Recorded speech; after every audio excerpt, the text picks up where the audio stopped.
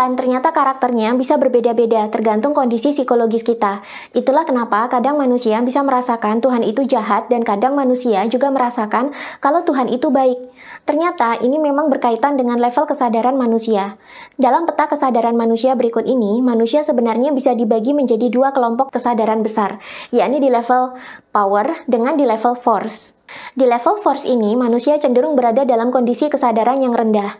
Manusia cenderung akan merasakan emosi-emosi negatif dalam hidupnya seperti depresi, malu, merasa bersalah, sedih atau berduka, ketakutan, marah atau dendam, iri, terjebak kemelekatan terhadap sesuatu, dan merasa bangga berlebih hingga arogan. Di level kesadaran yang rendah ini, Tuhan juga dipandang sebagai sosok yang negatif, bahkan bisa jadi kejam dan jahat melebihi setan. Contohnya, dalam level shame atau malu, Tuhan dipandang sebagai sosok yang menistakan. Di level guilt atau bersalah, Tuhan dipandang sebagai sosok yang penuh dendam. Di level apati, Tuhan dipandang sebagai sosok yang gemar mengutuk umatnya. Di level grief atau duka cita, Tuhan dipandang sebagai sosok yang penuh penghinaan kepada manusia. Di level fear atau ketakutan, Tuhan dipandang sebagai sosok yang maha menghukum. Di level anger atau kemarahan, Tuhan dianggap sebagai sosok yang penuh dendam. Pandangan terhadap Tuhan baru berganti lebih positif ketika manusia naik kesadarannya ke level power.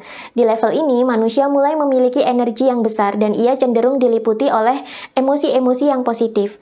Contohnya di level neutrality atau netralitas, Tuhan dipandang sebagai sosok yang memampukan manusia.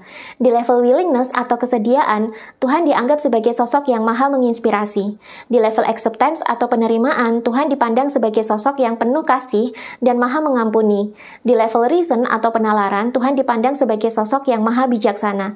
Di level love atau cinta, Tuhan dipandang sebagai sosok yang maha mencintai dan maha penyayang. Di level joy atau kesukacitaan, Tuhan mulai dipandang sebagai sosok yang manunggal atau menyatu dengan apapun di alam semesta ini. Tuhan dianggap sebagai meliputi segala sesuatu di dunia. Di level peace atau kedamaian, manusia mulai menyadari bahwa seluruh keberadaan atau all being adalah bagian dari Tuhan. Manusia mulai melihat Tuhan dimanapun, dan manusia mulai sadar bahwa di balik seluruh ciptaan ada esensi Tuhan yang menjadi inti dan cikal bakal materi. Di level kesadaran tertinggi, yakni enlightenment atau pencerahan, manusia mulai menyadari bahwa dirinya sendiri adalah bagian dari Tuhan. Tuhan ada di dalam dirinya dan dirinya adalah bagian darinya. Tuhan adalah diri sejatinya yang juga jati diri manusia itu sendiri. Dan ini adalah level spiritual tertinggi yang mampu dicapai manusia dalam hidup. Jadi, cara kamu memandang Tuhan itu juga menentukan level kesadaran kamu. Dan level kesadaran manusia juga menentukan kualitas spiritual yang sudah kamu alami sekarang.